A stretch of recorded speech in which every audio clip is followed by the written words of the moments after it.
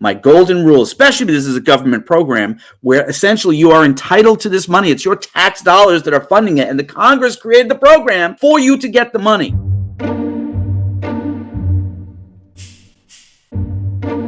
So all the static that you cause for yourselves when you're thinking and overthinking, and oh my God, is this going to work? Is that going to work? Get it in there and keep pushing and being persistent. And don't take no for an answer. Always apply. If you hang in there, if you are persistent and patient with the process, you will be successful.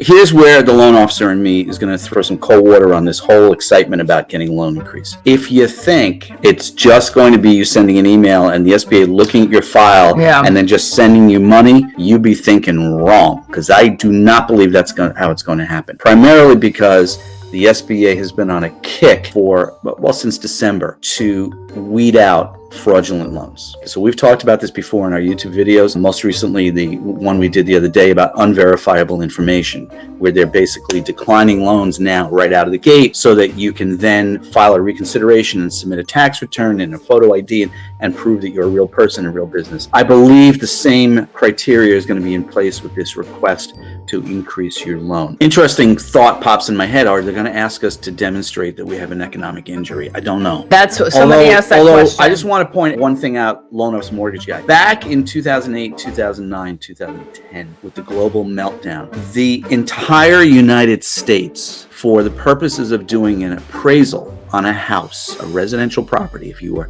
refinancing your house or buying a house, the appraisers in every place in the United States was required to include the following phrase: declining market, because all the values were plummeting back then on hot property values. They'd been hyperinflated to the boom, and then so every appraisal was what's called declining market, which presented a whole set of challenges with trying to get mortgage loans approved back then, because banks and underwriters don't want to know that your house is worth less 5 minutes after you buy it. Let's bring that and carry that forward to the concept of economic injury during COVID, because we speak to folks on the free consultations we do and our clients who sign up, and the question comes up often: I don't know if I had an economic injury. If you have a small business in the year 2020 into 2021 while the COVID pandemic is going on, you got an economic injury. Even if you made more money, even if you made the same money. Do you know why your injury exists? Because absent COVID, you probably could have made even more. That's on the positive side. I mean, there are other folks who are just hanging on there. I'm interrupting you. We have a restaurant client who's in California, and he was flat. So it wasn't like he was losing money, but he was losing money because of all the bottom line, the expenses. On Grubhub, Uber.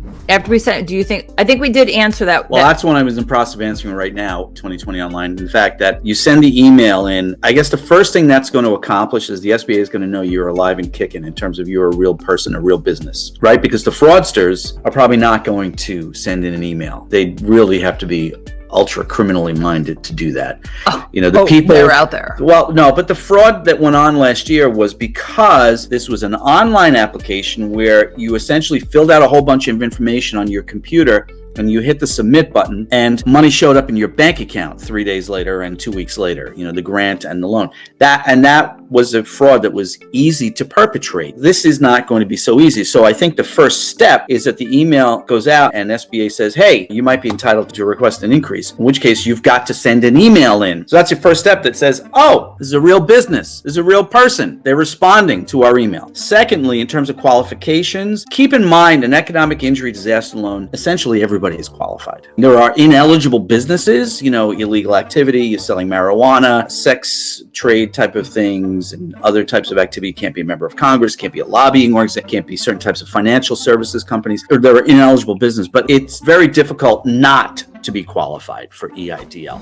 I would prepare now all of the same documents that we talk about all the time for reconsideration. I would prepare those, because guess what I'm doing here at Aurora Consulting as a loan officer for all of our clients. I'm preparing those documents. They know that. Our clients, we're preparing 2202, 3501, 3502, 4506, reconsideration affidavits, driver's license, voided checks, bank statements, all of that package. So when the SBA says, hey, we want it, boom, it goes right out.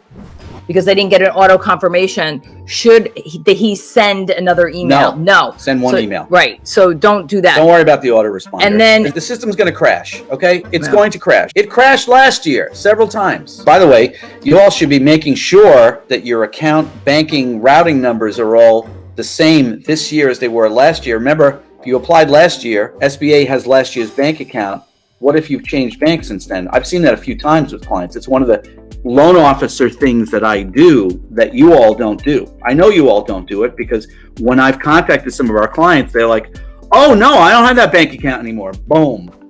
Trevor's golden rule is always apply. When I was a mortgage banker, people would say, oh, I can never buy a house, because I have this problem or I don't have enough money or this. And I would always say to them, how do you know until you speak to a banker and get pre-qualified?